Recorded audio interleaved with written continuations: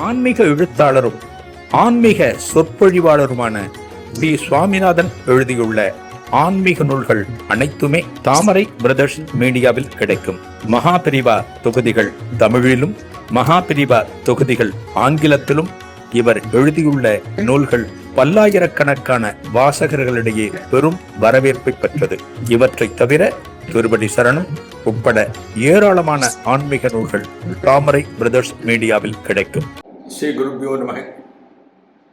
ஓம் காஞ்சிவாசாய வித்மகே சாந்த ரூபாய திமிகி தன்ன சந்திரசேகரேந்திர பிரச்சோதியாத். எல்லாருக்கும் நமஸ்காரம்.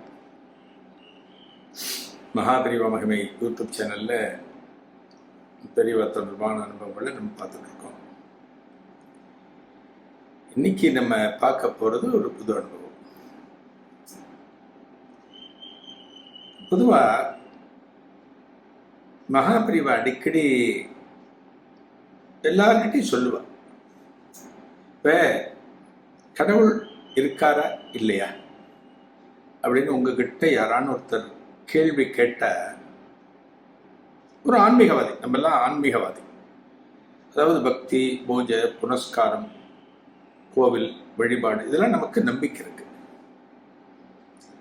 கடவுள் இருக்காரா இல்லையான்னு கேட்டால் நம்ம எல்லாம் என்ன சொல்லுவோம்? இருக்கார், இருக்கார், அவ்வளோ சொல்லுவோம். ஆனால் நம்மால பார்க்க முடியல.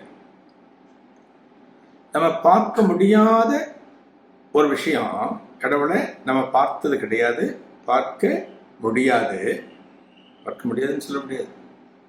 இந்த பக்தி இருந்தால் நம்ம பார்க்கலாம். இருக்கார் அப்படின்னு நம்ம சொல்லுவோம். மகாவீர் என்ன சொல்லுவார்? உங்ககிட்ட யாரான்னு கடவுள் இருக்காரான்னு கேட்டால் இருக்காருன்னு சொல்லுவார். நம்ம சொல்லக்கூடிய பதில் தான் இருக்காருன்னு சொல்லுவோம். அடுத்து சொல்லுவார், கடவுளை நீ பார்த்திருக்கியான்னு யாருன்னு கேட்டாள்னா நான் பார்த்திருக்கேன்னு சொல்லு அப்படின்பார். இப்ப அது எப்படி பொய் சொல்ல முடியும்?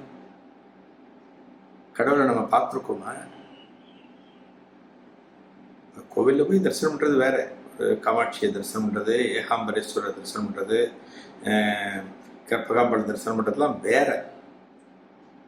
கடவுளை நேருக்கு நீ பார்த்துருக்கேன்னு அவர் பிரத்யட்சமாக உனக்கு காட்சி கொடுத்து அந்த தெய்வத்தை நீ தரிசனம் பண்ணியிருக்கியான்னு அர்த்தம். அப்படி கேட்ட நீ பார்த்திருக்கேன்னு சொல்லு அப்படின்பார் மகாபிரிவா. கிடையாது, மகாபிரிவா நம்மளை பொய் சொல்ல வைக்கிறாரா அப்படின்னு யோசிக்கலாம். பொய் சொல்லக்கூடாது இல்லையா? அது மகாபிரிவா பொய் சொல்லுவாரா நம்மளை? அதுக்கு மகாபிரிவா விளக்கம் கொடுப்ப. நீ ஏன் பார்த்திருக்கேன்னு சொல்லணும் அப்படின்னா, பிரத்யக்ஷமான கடவுள், அதாவது கண்களுக்கு நேராக தெரிகிற கடவுள் அப்படின்னா சூரிய பகவான், சந்திர பகவான். எப்படி சொல்றாரு பாருங்க. சூரியன் பிரத்யக்ஷ தெய்வம் தானே, சூரிய பகவான்.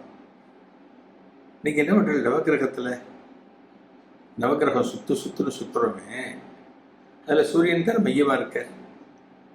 அவர்த்தான நேரில் பார்க்கிறோம் டெய்லி காலங்காத்தால. அவர் பார்க்கும்போது உரிய வழிபாட்டை நம்ம பண்றவரா? ஓம் ஸ்ரீ ஆதித்யாய நமக, ஓம் ஸ்ரீ ஆதித்யாய நமக, ஓம் ஸ்ரீ ஆதித்யாய நமக நம்ம சொல்றோம். சொல்லி அவருக்கு சாஷ்டாங்க நமஸ்காரம் பண்றோமா? ஓம் ஸ்ரீ ஆதித்யாய சோமாய மங்களாய புதாய குரு சுக்கர சனி ராகு கேதுவே நமக, அந்த ஸ்லோகம் நம்ம சொல்றோமா? சூரியன் பிரத்யக்ஷ தெய்வம். அடுத்தது சந்திரன். சாயங்காலம் சந்திரனை பார்க்கிறோம். சந்திர பகவானும் நவகிரகத்துல ஒருத்தர். இந்த சூரியனுக்கும் சந்திரனுக்கும் எல்லா சிவாலயத்திலையும் சந்நிதி இருக்கு. எல்லா சிவாலயம் சொல்ல முடியாது, பெரும்பாலான பழமையான சிவாலயங்கள். சூரிய பகவானுக்கு நேரம் பார்த்தோம்னா ஒரு இடத்துல இந்த பக்கம் சூரியன், இந்த பக்கம் சந்திரன், அது இதுக்கு ஏற்றபடி அமைச்சிருப்பான். ரெண்டு பேரும் இருப்பான், சூரியனும் சந்திரனும். இவதான் பிரத்யக்ஷ தெய்வம். அதனாலதான் நம்ம அமாவாசை பௌர்ணமிலாம் சந்திரனுடைய பிரசன்ஸ், சந்திரன் இல்லாததெல்லாம் நம்ம சில விசேஷங்களாக நம்ம கொண்டாடுகிறோம். இதுல மூன்றாம் பிறை அப்படின்னு ஒன்று இருக்கு.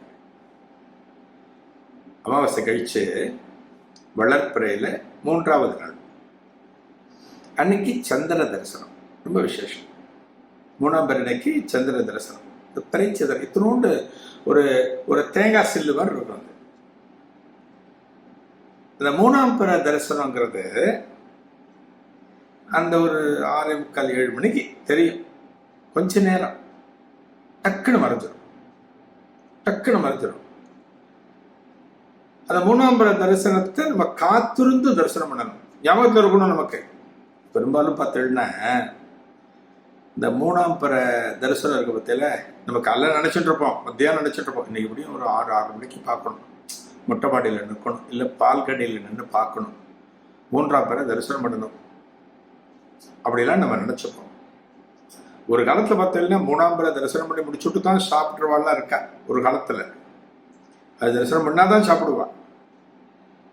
இந்த 3ஆம் பிறை தரிசனம் பார்க்கணும்னு நம்ம நினைச்சிட்டு இருப்போம். சாயங்காலம் ஏதோ வேலை வந்துடும், இல்லைன்னா என்ன பண்ணுவோம், டிவியில் உட்காந்து பார்த்துட்டு இருப்போம், ஏதான ஆஃபீஸ் வேலையை பார்ப்போம், இல்லை மொபைலில் நோண்டிட்டு இருப்போம்.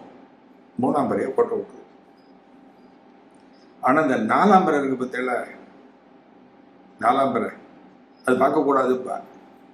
அன்னைக்கு கரெக்டாக நம்ம பார்ப்போம். கரெக்டாக அன்னைக்கு எல்லாருக்குமே அமையும். நான் பல பேரும் கேட்டிருக்கேன், 4ஆம் பிறை மட்டும் தானா அமையும். இந்த 3ஆம் பிறைக்கு அவ்வளவு விசேஷம். இந்த 3ஆம் பிறைய தரிசனம் பண்றதுங்கிறது பெரிய கொடுப்பினை. 1000 பிறை கண்டவர்கள் அப்படின்னு சொல்றோம் இல்லையா. சதாபிஷேகம் ஆன ஒருத்தரை, 80 வயது பூர்த்தியான ஒருத்தரை 1000 பிறை கண்டவர் சொல்றமே, 1000 3ஆம் பிறைகளை தரிசனம் பண்ணினவர். இவ்வளவு விசேஷம் பாருங்க. இந்த 3ஆம் பிறை தரிசனம் அப்படிங்கிறது ரொம்ப சிறப்பு. மகாபிரிவா பார்த்தீங்கன்னா இந்த 3ஆம் பிறை தரிசனத்தை விடாம பண்ணுவான். கரெக்டா பண்ணுவான். நமக்கெல்லாம் மறக்கிறது. அவர் பாருங்க எத்தனையோ வேலைகளை வச்சுட்டு இந்த 3ஆம் பிறை தரிசனம் வர்ற நேரத்துல கரெக்டா மடத்துல எங்க இருந்தாலும் இல்ல கேம்ப்ல எங்க இருந்தாலும் பெரியவா ஆகாசத்தை அப்படி பார்த்து அந்த 3ஆம் பிறையை தரிசனம் பண்ணுவாங்க. அதன் பிறகு பூஜை, அதன் பிறகு பக்ஷ சாப்பாடு அப்படிதான் இருப்பாங்க. இந்த 3ஆம் பிறையோடு மகாபிரிவா தொடர்புடைய ஒரு சில சம்பவங்களை நம்ம அடுத்தடுத்து பார்க்க இருக்கோம். அடுத்த நிகழ்ச்சியில் மீண்டும் சந்திக்கலாம். நன்றி, வணக்கம். ஆன்மீக எழுத்தாளரும் ஆன்மீக சொற்பொழிவாளருமான டி. சுவாமிநாதன் எழுதியுள்ள ஆன்மீக நூல்கள் அனைத்துமே தாமரை பிரதர்ஸ் மீடியாவில் கிடைக்கும். மகாபிரிவா தொகுதிகள் தமிழிலும், மகாபிரிவா தொகுதிகள் ஆங்கிலத்திலும் இவர் எழுதியுள்ள நூல்கள் பல்லாயிரக்கணக்கான வாசகர்களிடையே பெரும் வரவேற்பை பெற்றது. இவற்றை தவிர திருப்பதி சரணம் உட்பட ஏராளமான ஆன்மீக நூல்கள் தாமரை பிரதர்ஸ் மீடியாவில் கிடைக்கும்.